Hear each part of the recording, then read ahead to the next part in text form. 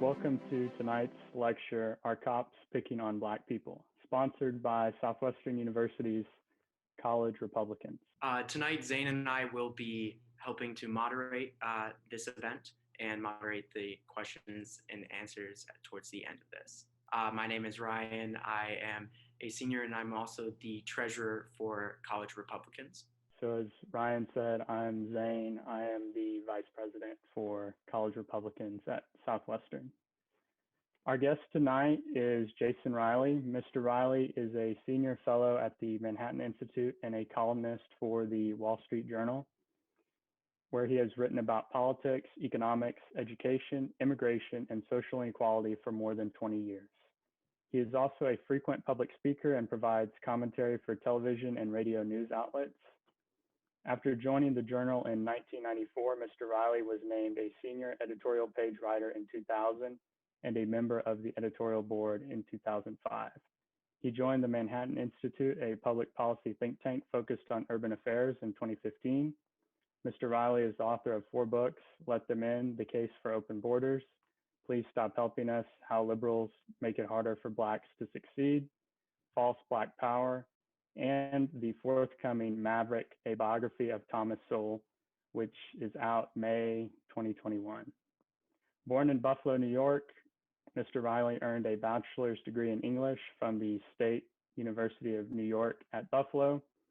He has also worked for USA Today and the Buffalo News. He lives in suburban New York City. Following Mr. Riley's remarks, we will engage in a Q&A session with him. You can post your questions in the Q&A feature of the webinar. You will find the link at the bottom of your screen. So without further ado, I will turn things over to Mr. Riley. Well, thank you for that introduction. Can everyone hear me? Yes. Okay, great. I've been speaking to college students for a long time, and I've sort of learned not to take these opportunities for granted anymore. I don't think you can, given what's been going on in academia recently.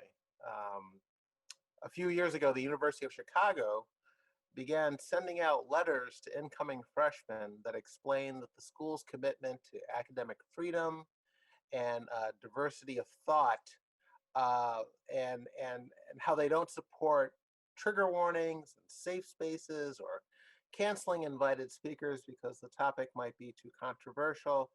All of this used to go without saying on college campuses. It used to be understood. Now it needs to be stated explicitly in writing to new students, which I think says something about where we are today, and not something good, unfortunately. A couple of years ago, a study was released on free speech at the University of North Carolina, and it concluded that conservative students are 4 times as likely as liberal students to worry about being open about their views with the faculty out of a concern for some sort of retaliation. This is not right. It's not what college is supposed to be about. I think college ought to be a place where students are exposed to different points of view, where their sensibilities are challenged, where they learn to grapple with alternative perspectives and formulate coherent responses to those perspectives, where you learn the difference between a slogan and an argument. On a lot of campuses today, that's not happening, or at least it's not happening to the extent that it should be. So I'm very grateful that organizations like the College Republicans exist and have provided me the opportunity to participate in this event. So I wanted to spend a few minutes talking about policing and the role that it plays in racial inequality. This is a debate that, of course, reached a sort of fever pitch over the summer with the George Floyd protest. The entire nation, or so it seemed, came to agree that policing was a major problem in our inner cities and that it was exacerbating racial inequality in America. But as I watched this play out, that narrative didn't seem quite right to me. I've lived in low-income Black neighborhoods, gone to school in these neighborhoods, worked in these communities, and I can't recall the police ever being perceived as a bigger problem than the criminals. So as I watched this play out in the media over the summer, I was sort of skeptical. Uh, were the people sounding off on television and Twitter really representative of the people who live in these communities? Let me offer you some data. In a Gallup poll released last year, 81% of Black Americans said they wanted police presence in their neighborhood to either remain the same or to increase. 81%. Just 19% said they wanted it to decrease. Another Gallup poll released a year earlier asked both Black and Hispanic residents of low-income neighborhoods in particular about policing. 59% of both Blacks and Hispanics said, quote, they would like the police to spend more time in their area than they currently do. In 2015, after Michael Brown was killed in Ferguson, Missouri, a poll found that a majority of Black respondents said police treat them fairly. And far more Blacks than whites, by a 2-to-1 margin in fact, said, quote, they want a greater police presence in their local communities, unquote. Again, that's after Ferguson happened. Nor is this a recent phenomenon. Crime control has been a priority of Blacks for a long time in this country. Going all the way back to 1993, a Gallup poll found that 82% of Black respondents, 82%, said the criminal justice system doesn't treat criminals harshly enough. 75% of Blacks wanted more cops on the street to combat crime. And 68% said we ought to build more prisons so that longer sentences can be given. So just to be clear, it's fine to advocate for fewer police or for spending less money on policing and so forth, if that's what you believe.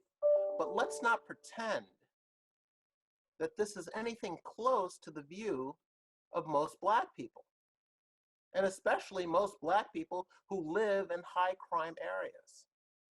And I could cite data going all the way back to the 70s and the 1960s that would reach the same conclusion, that would point in the same direction, which is that crime control has been the priority. This idea that policing is the main problem is a view among Black elites, in the media, in politics, in academia, among activists, and so forth. But they seem to be speaking mostly for themselves, not for the majority of Blacks who live in this country. I'd also note that while there's a huge gap between the view of these Black elites and most Black people today, that was not always the case. A few years ago, I wrote a column in the Wall Street Journal on the prevalence of violent crime in poor Black neighborhoods.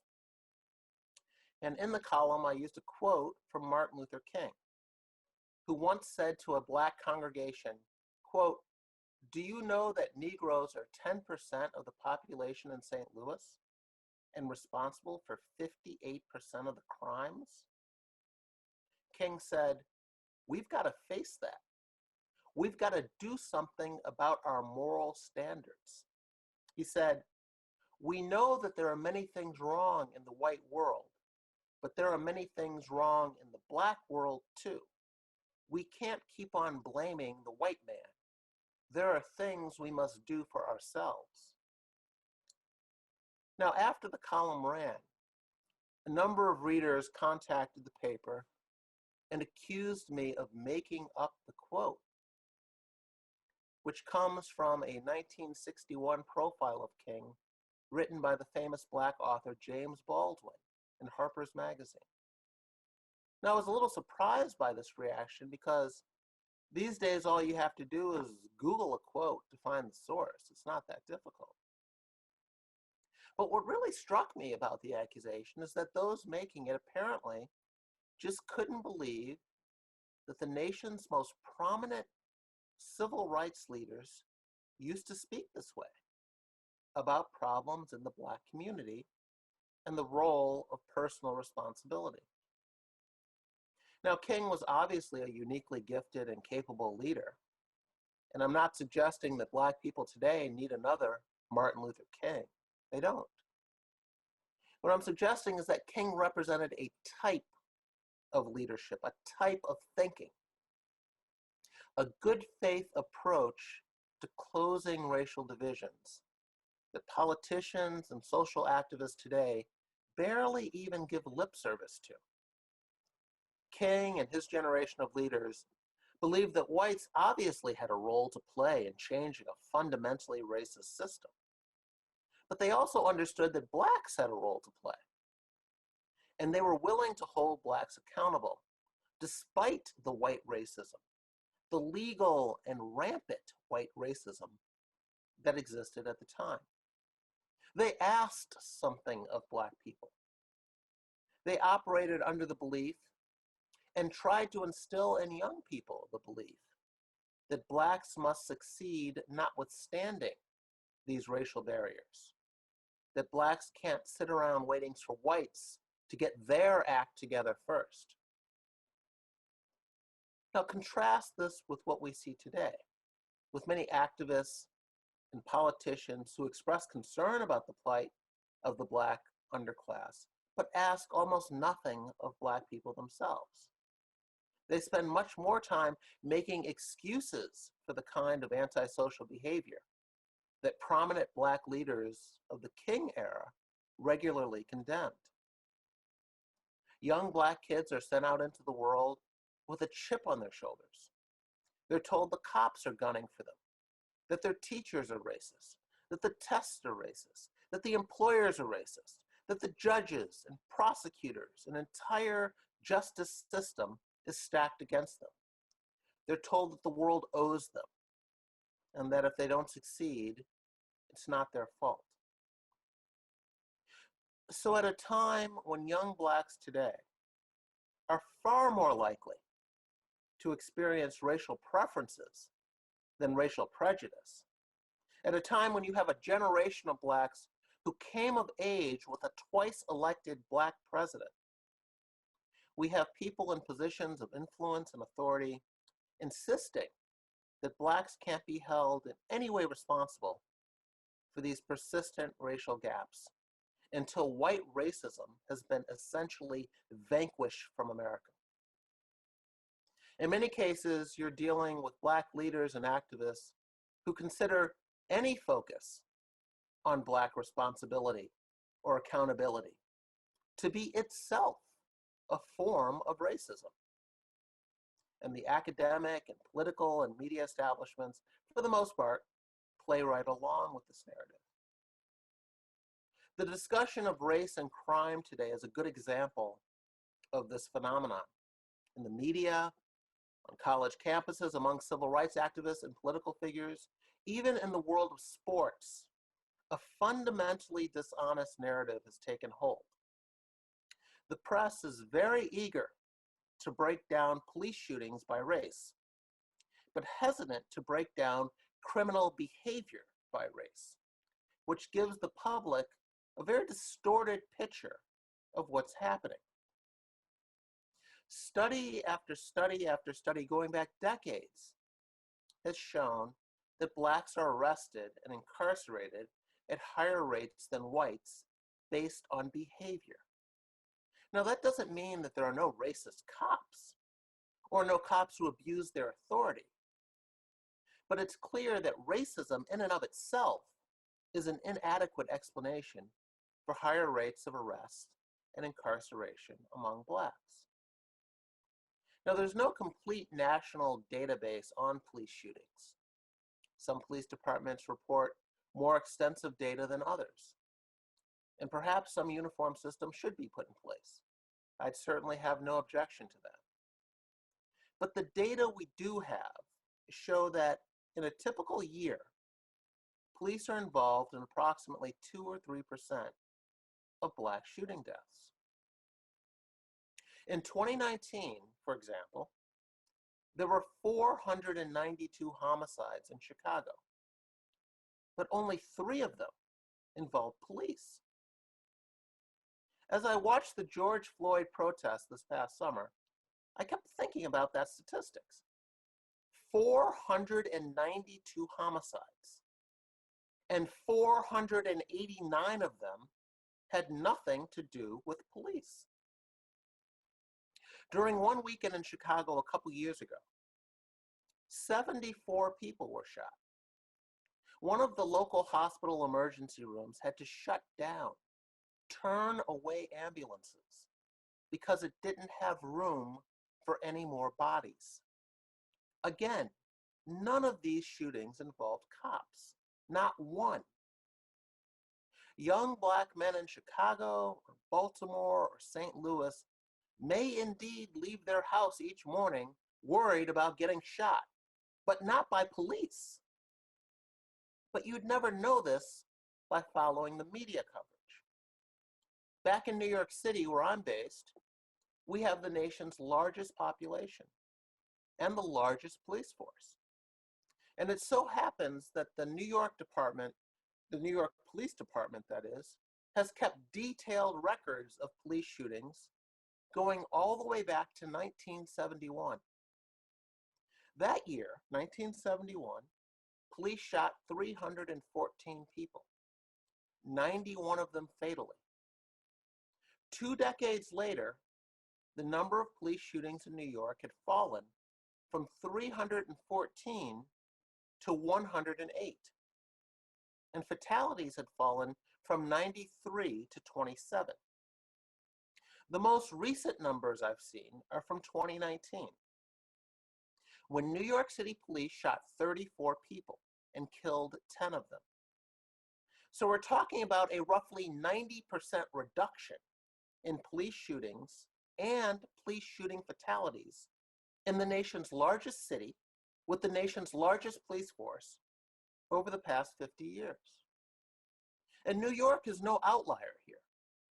Police shootings have fallen dramatically nationwide and in other major cities over the past half century. Meanwhile, we have social activists claiming that police shootings are not only rising, but have reached epidemic proportions. It's another example of how a prevailing narrative can be almost completely divorced from the empirical data. But if we want to begin to do something about social inequities, we need to be honest with ourselves. We need to correct the false narratives that so often drive the discussion. According to federal figures, police shootings of Black people have fallen by more than 70% nationwide since 1970. This idea of trigger-happy cops out there today, systematically gunning for young Black men, based on everything we know, is a myth. Yet we have entire movements today advancing this narrative, and the media expressing next to no skepticism. We've had street protests. All summer long we saw them, based on this narrative. We've had pro athletes refusing to stand for the national anthem in protest of cops targeting young Black men. They think there's some epidemic going on out there. It's a narrative that has gained tremendous currency based on anecdotal evidence and social media videos that have gone viral. But no empirical data support this narrative. We've reached a point where the facts don't matter. All that matters is controlling the narrative. The media would have you believe that the main problem in our inner cities is policing. But the sad reality is Blacks are only about 13% of the population in this country, yet commit more than half of all homicides. Roughly 7,000 Blacks are murdered each year, and 90% of them are killed by their peers. there's your epidemic. In New York, which is one of the safer big cities in the US, blacks are less than 25% of the population, but commit 75% of all shootings. Whites are 34% of the population, but commit less than 2% of the shootings in New York. And this is not a New York phenomenon. You'll find similar numbers in Detroit and Cleveland and Oakland and Philadelphia and Baltimore and other large cities. In fact, homicide is the leading cause of death for young black men in the US. And it's not because cops are killing them. Bad cops should be called out and punished. And I think the activists are performing a public service when they call attention to police misconduct. The problem is the overemphasis on police behavior. If you believe that these lives really matter, if you want to reduce that black body count, just as a practical matter, should your main focus be on the 2% of black shooting deaths that involve cops, or the 98% that don't? This national discussion about race and crime is extremely important because the violence that is so prevalent in these neighborhoods has enormous social and economic consequences as well. And it ought to be part of any serious discussion of what's driving social inequality in this country. The common assumption is that poverty leads to crime. But the truth is closer to the reverse of that.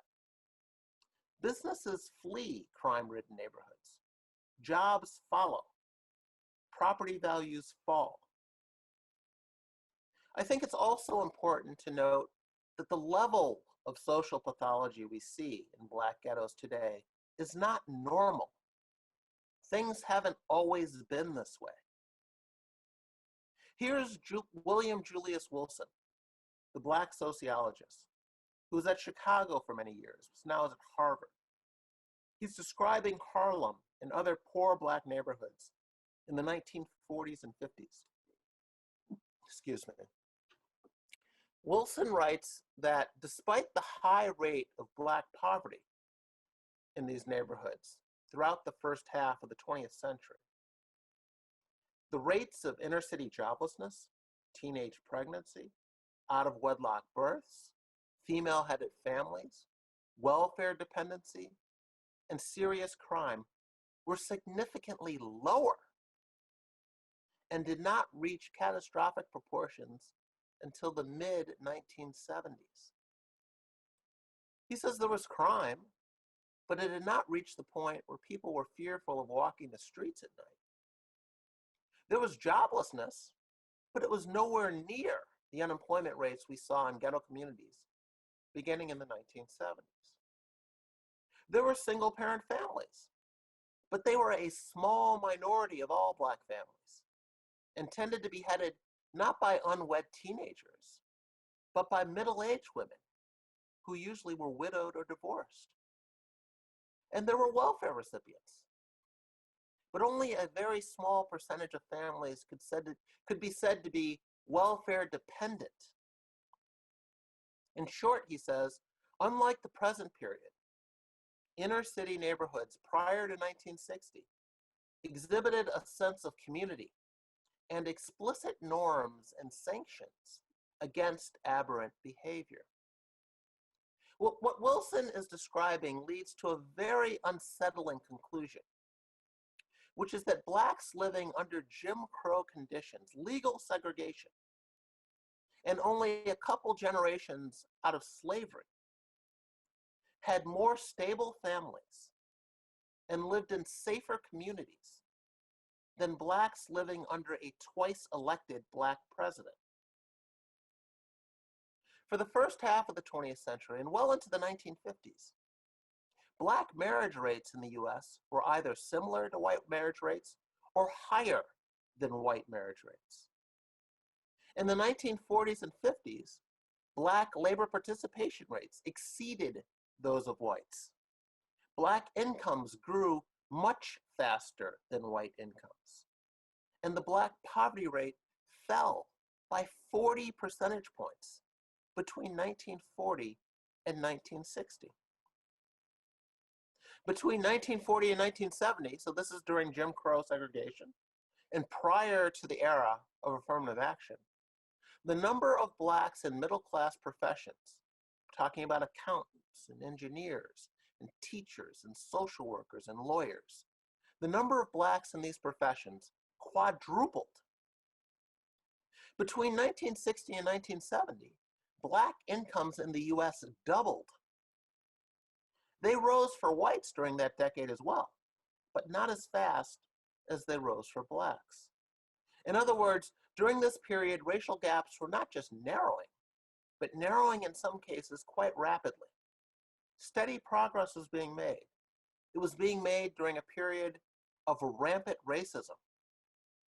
It was being made when Blacks had very little political clout. One reason that Blacks were progressing at much faster rates in the first half of the 20th century, when Black political power was minimal and racism was legal and widespread, is that Black communities were much less violent. Let me close by saying this. Most sensible people agree that racial prejudice not only still exists in this country, but can in fact impact a group's progress, significantly impact a group's progress. But the relevant question is, to what extent does racism explain the racial gaps we see today in poverty, in employment, in crime, in education, and so forth? And to what extent can other factors explain them? For various reasons, I don't think our politicians and policymakers and activists spend enough time considering non-racial factors when it comes to inequality. And that's the problem. Downplaying a group's behavioral differences or shielding people from any responsibility for their situation might seem like the charitable thing to do, particularly in light of all the atrocities that Blacks have endured in the United States. But the relevant question is whether it's helpful. More than anything else, the Black underclass needs the human capital, the values, the habits, the attitudes, the behaviors that facilitate economic advancement, regardless of who gets elected. A previous generation of Black leaders understood this, and unprecedented Black advancement was the result. I hope this history informs our current debates about inequality. So I'll stop there and take any questions you might have. Thank you.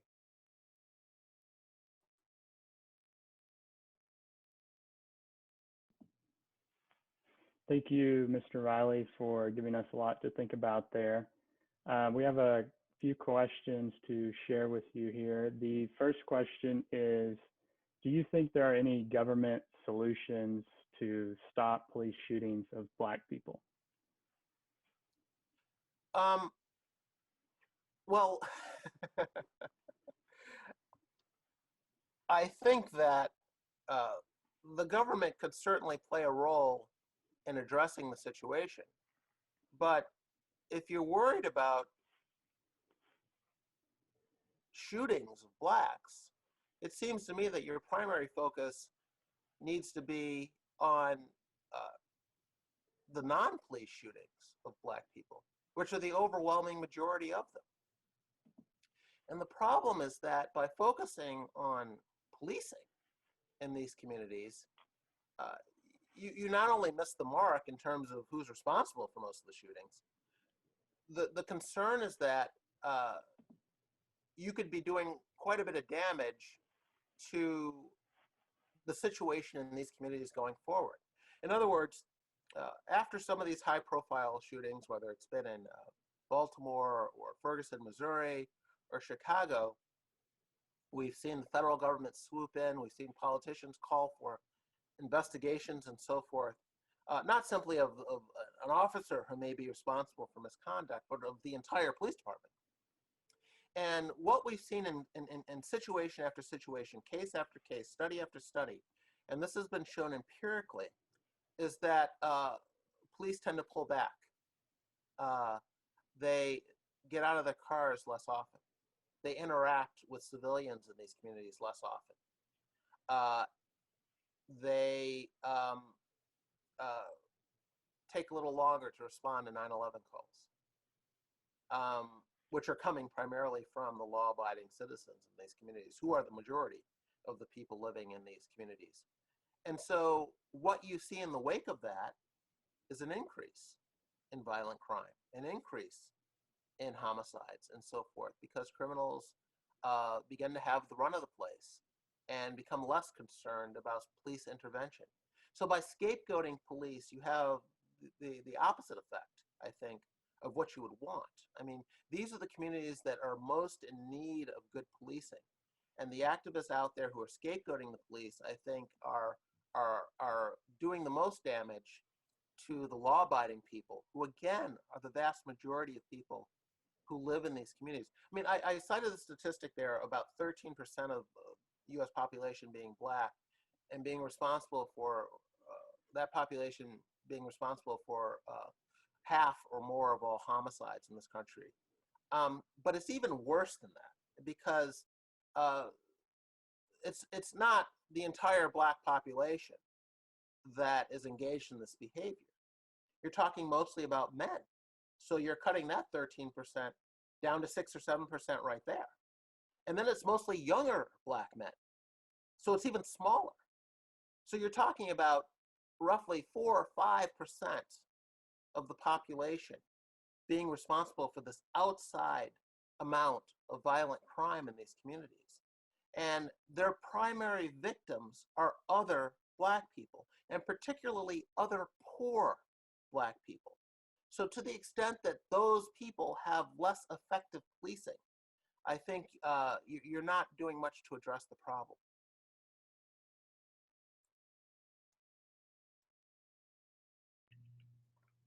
So some of your descriptions in your books relate to the societal impacts of liberalism on the Black community.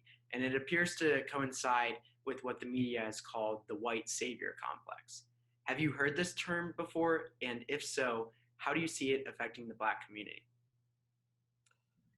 I have heard the term. I just, it obviously doesn't apply to me. And what I'm calling for. And again, I would just remind people that what you hear expressed in the media, on television, on social media, on cable news, particularly by Black elites, academics and activists and politicians, you should not assume that they are speaking for most Black people. I don't think that many of the underprivileged people living in these communities racked by violent crime are particularly concerned about the white savior complex. They want to be able to go about their daily lives without being victims of violent crime.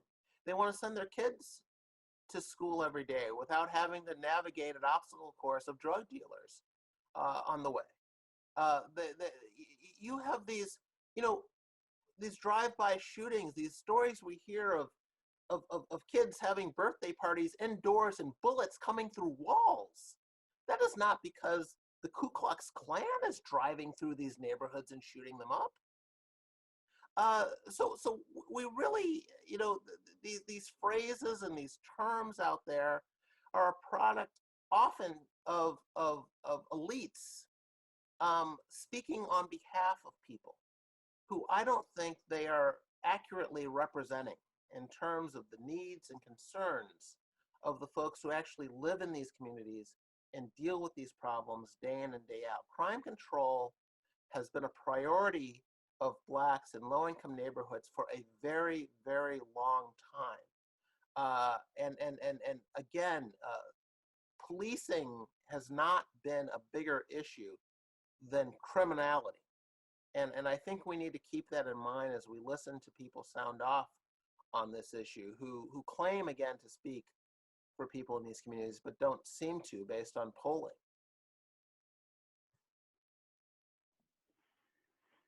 So another question we have is, how do you think a larger socioeconomic analysis of crime fits into your discussion of crime and race?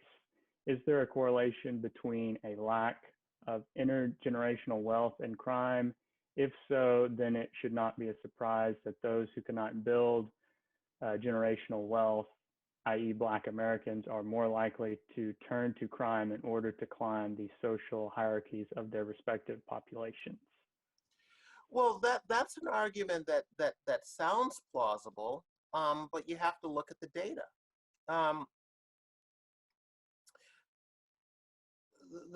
The shortest way to respond to that would be to say that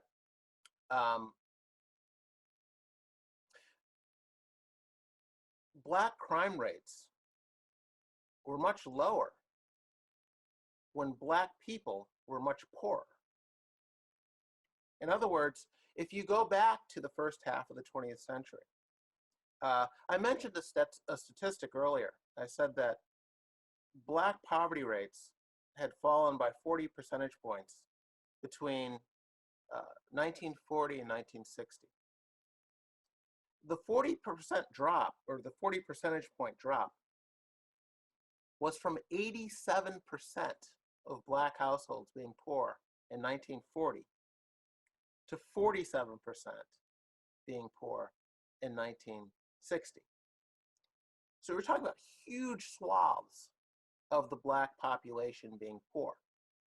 But during that period, 1940s, 1950s, Black crime rates were much lower than they would be in subsequent decades, and than they are today. Black incarceration rates were much lower in the 1940s and 50s than what they are today. I'll offer a few more statistics on this front. In 1960, Black men were murdered at a rate of 45 per 100,000. By 1990, the murder rate among Blacks had climbed from 45 per 100,000 to 140 per 100,000, an increase of more than 200%. Whatever you think about the current state of racism, it would be difficult to argue that it was greater in 1990 than it was in 1960. There's a criminologist at John Jay College in New York. Barry Latzer is his name.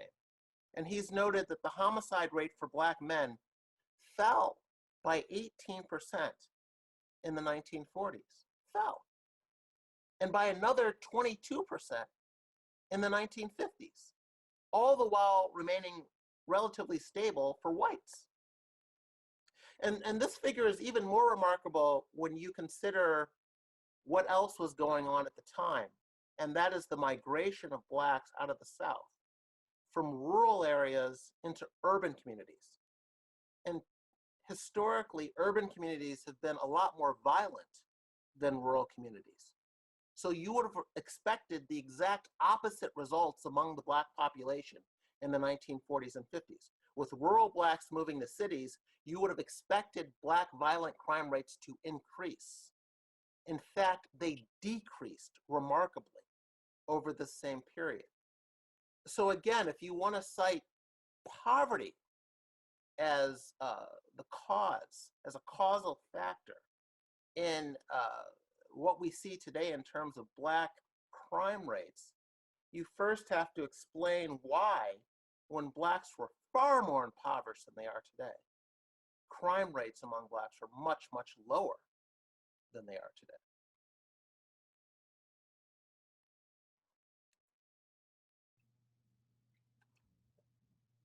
So our next question is from the chat. What are your personal thoughts on the George Floyd trial currently taking place? Well, I don't think we should try the police officers in the media. I mean, I wasn't there. Right now, what is happening is what is supposed to happen. A trial is taking place, evidence is being presented, and we'll see what it shows. What I would say about it, however, is that I do object to efforts to paint George Floyd as a typical Black person, or suggest that what happened to him is what happens to Black people every day in this country. Again, I cite the figures regarding Black homicides at the hands of police versus Black homicides at the hands of non-police, civilians, fellow civilians. And you're talking about, there's a very lopsided, those are very lopsided figures. You could ban police from shooting Black people for any reason whatsoever. You could make it completely illegal for a police officer, a law enforcement official, to use lethal force against Blacks for any reason whatsoever. You would not make a dent in the Black homicide rate in this country. There simply aren't enough cases of lethal police force directed at Blacks to make a dent in the homicide rate of Blacks when you compare it to what civilian on civilian criminality in this country. So there has been this effort to paint a narrative as the George Floyd situation, or any of these other, Michael Brown, Freddie Gray. You can go down a list where, and that's where the social media comes into play. The ability to take an event that statistically is quite rare, and then play it in loop on social media or on cable news, and give the public the impression that because this incident has gotten more attention than it used to get, that it's happening more often. And that's what we need to be careful of. And I cite the media coverage of this, my colleagues in the media, as at fault here for not explaining that there is a difference between an isolated event getting a lot of attention and how often that event occurs, in fact. The difference between anecdotal evidence and empirical data. And those two things point in very, very different directions. Unfortunately, the anecdotal evidence seems to be driving the narrative in many of these cases. And I would just add that when my colleagues in the media want to put things in context, they're perfectly capable of doing so. And just to cite as an example, let's take illegal immigration. Every so often, we'll hear some tragic story of someone in the country illegally committing some horrific crime. And my colleagues in the press will be very quick to note that this is not typical of the behavior of illegal immigrants, that crime rates have fallen dramatically, violent crime rates have fallen dramatically over the decades, that this is an isolated case. We should not jump to conclusions or smear the entire immigrant community or illegal immigrant community for the actions of this individual. This is not typical. We need to keep things in perspective here. This has happened, it's tragic, but let's not paint with too broad a brush. You will hear them do that, but when you get a police incident involving a Black suspect, they seem to be either uninterested in putting it into context and citing the figures I did, or maybe they're driven by a political agenda that suggests they should not put it into any context because of that political agenda. But my point is that when we want to, we are capable of putting these things in perspective. And I fault the media for not doing that more often when it comes to police interactions with Black suspects. It just simply is not something that is done very often. And because it is not done, I think the general public has a very distorted view of what's happening and how often these things occur with George Floyd and these others. So next question, do you claim to speak for a majority of Black people in the U.S.? If so, how do you respond to Black people who strongly disagree with your political perspective? I don't claim to speak for Black people. I'm not a politician. I'm not an activist. I am a journalist, and I am reporting the data. I am reporting what the polling shows in terms of Black attitudes toward these issues, and putting that up against what you hear coming from people who do claim to speak on behalf of Blacks. One thing I would push back on, though, a little bit is on the claim that my personal views are out of step with most Blacks. In the introduction, it was mentioned that I recently wrote a book about the economist Thomas Sowell, who, for people who may not be familiar with him, is a Black academic who's currently at Stanford University's Hoover Institution, where he's a scholar in residence. But he's written many books on economics and other issues and on racial issues. And he's someone who's had a huge influence on my own personal intellectual development over the decades. But as I was researching the book, I came across any number of interviews that he had done with various journalists. And he was often asked what you just asked of me, which was, how does it feel to be so out of step with the Black masses, the other Black people? And Sowell always pushed back at this question. He would say, I would challenge you that I'm out of step with most Black people. He said, who I'm out of step with are most Black elites. But Black elites are no more representative of Black people than white elites are representative of white people. And so you need to make this distinction between these elites who claim, who have their own skin in this game. They are pushing their own agenda. And this has long been the case when it comes to so many of these issues. We're having a discussion now about voter ID laws and voting restrictions in certain states and so forth. What often gets lost in this discussion here, again, is you have Black elites sounding off on television about the quote-unquote Black view on things like Black voter ID. The polls show that a majority of Black people support voter ID and have for a long time. So do a majority of white people. So do a majority of Democrats and Republicans and liberals and conservatives. Voter ID support is both wide and deep in this country. But if you were solely listening to Black elites on this subject, you would never know that. Affirmative action in higher education is another example.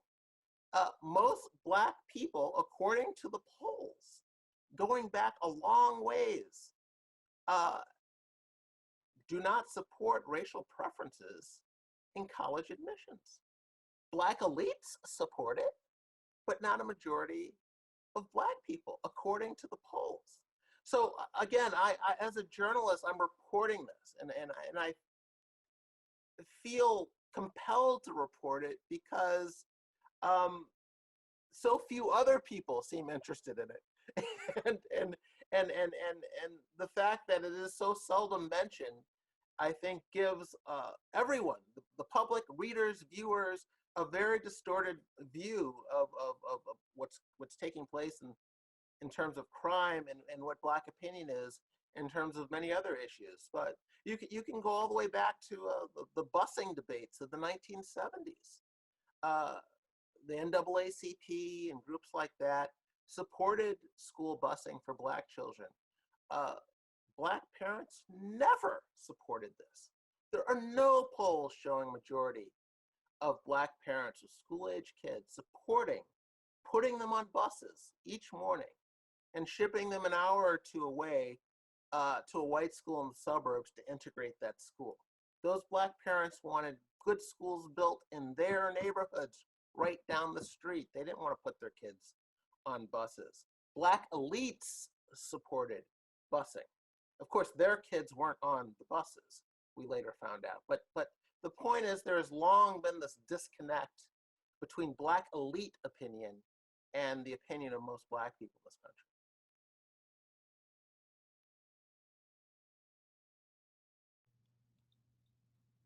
So, Mr. Riley, do you believe that the activism we saw take place over the summer did more harm than good? Absolutely. Absolutely. Again, we can have a discussion about policing. There are clearly improvements that can be made in how these communities are policed. Perhaps it should be easier to fire bad cops or to prevent them from, leaving one job and moving to another city or another state and getting another job as a police officer without some sort of check being done as to why they left their previous job. There are policing reforms that are worthy of discussion. But by making policing the centerpiece of this discussion, I think that is where the harm is being done. And it's because of what I said earlier. Scapegoating police for this broader problem of violent crime in these communities has only led, based on all the evidence we have, to less effective policing in these communities. And that leads to more crime, more violent crime, which of course means that the most likely victims of those crimes, other Blacks and other poor Blacks in particular, are most negatively affected. So yes, I think by shifting a debate away from Black criminality, away from Black behavior, and towards police behavior, and making that the focus of the discussion has done more harm than good, yes. So I have a question with the statistic. So it's not my statistic. So do what you will with that. So while the Gallup poll of 80% of African Americans wanting more / same police presence, another Gallup poll states that 88% of Black people want major changes with the police. Would you want major changes in policing, like shifting police money towards social programs and stop and frisk, which has high level of support for African Americans? And then also another part is, what do you say to people that present the argument of defunding the police? Well, again, I don't think that a response to a pollster that says, I want changes, translates into those changes being less policing or fewer resources for police. In fact, if you want police presence in your neighborhood to remain the same or to increase, I think by definition, you are opposed to fewer resources for policing.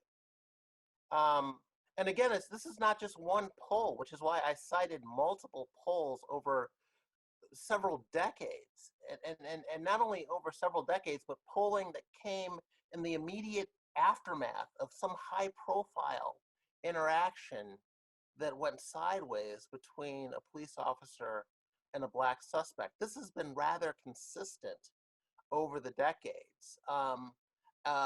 So again, you can find a poll that says people want changes. I just said I wouldn't be opposed to certain changes. It's just what exactly those changes should be. I don't think that policing is perfect. I don't think that racism is non-existent in America. I don't think that racist cops are a myth. Uh, I think they exist. The question is, to what extent do they explain these outcomes that we're seeing, and to what extent do other things explain these outcomes? Again, crime rates are much higher among Blacks, and that is something we simply can't dance around. There is a reason that police are attracted, are driven, to these neighborhoods. Black people dial 911 more than any other group in this country, and and cops are responding to those calls. And so we you can't discuss police behavior without discussing criminal behavior, or you're presenting a very distorted view of the reality. And that's unfortunately what a lot of people want to do, is simply discuss police behavior in isolation. And I think that's very unhelpful.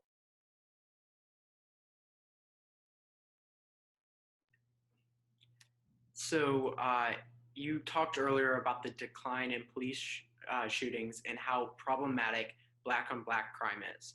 But aren't these rates of violent crime at near historic lows when you look over the last decade?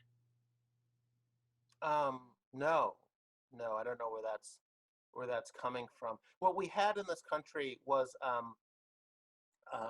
violent crime beginning to tick up in the 1960s. Which, by the way, in response to an earlier question about the link between poverty and crime, the 1960s were a very prosperous time in this country. We were still benefiting from the sort of post-World War II boom in this country. Incomes were growing, unemployment was low, and yet this was the same decade that saw a tremendous increase in violent crime. Just another example of how the two are not necessarily linked. That we can't assume that when we see economic downturns or poverty, we should see upticks in crime. The 60s runs against that argument in a pretty significant way. But what we saw in the 1960s was, particularly the late 1960s, that is when violent crime began to increase. And it continued to increase in the 70s and 80s, and it peaked around the early 1990s. And then we saw a steady decline in the later part of the 1990s and into the early 2000s. It continued. It's began ticking up again in the past 5-6 years or so. And it's gotten steadily worse. And I think we are now approaching levels of violent crime that haven't been seen for decades. But the trend line is in the wrong direction here. It has been moving in the exact opposite direction. There was a period when it was steadily declining throughout the 2000s, but that trend has reversed in a pretty severe way. And what we don't know is whether this is COVID related, although it did predate COVID. We saw this turnaround, particularly in big cities, in violent crime. But COVID has certainly exacerbated it. And what we don't know is how it will play out going forward. But the trends right now are going in the wrong direction and at a very disturbing rate, frankly. So, Mr. Riley, we've got one last question for you, and since this is a college lecture, it's geared more towards college students. So, what advice would you have, if any, for today's college students? Advice about? I guess you can take that any way you want. Okay.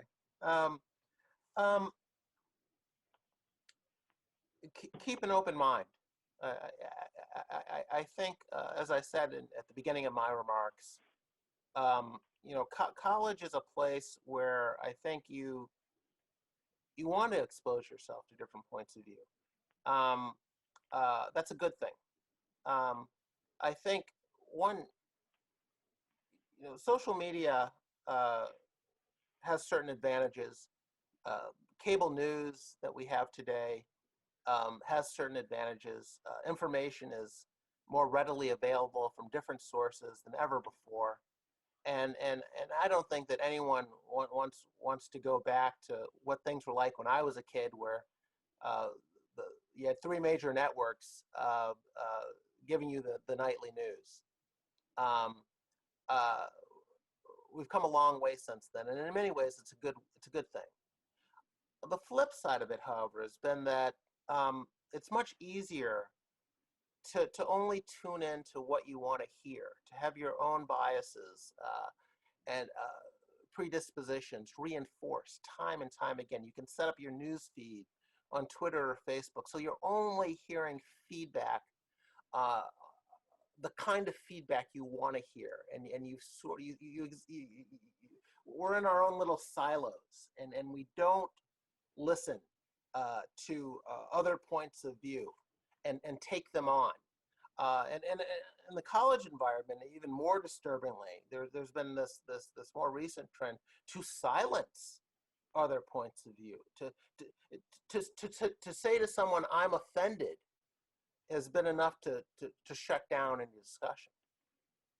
That's a bad thing. That's a disturbing trend. And I would urge people to keep an open mind, understand where other people are coming from. That is not to say you have to buy all their arguments, but I think it is worth your while to understand their arguments and where they are coming from, and make a good faith effort to understand them.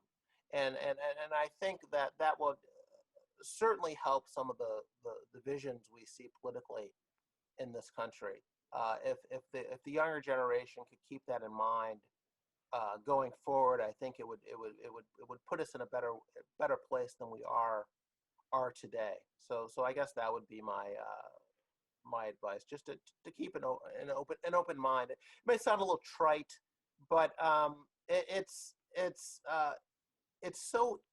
never been easier not to do that than it is today. I guess is how I think about it. So this concludes our lecture for this evening. Thank you, Mr. Riley, and thank you everyone for tuning in. Mr. Riley, we greatly appreciate your time and coming to talk to us tonight. Thank you. I enjoyed it. So good night, everybody. Thank you.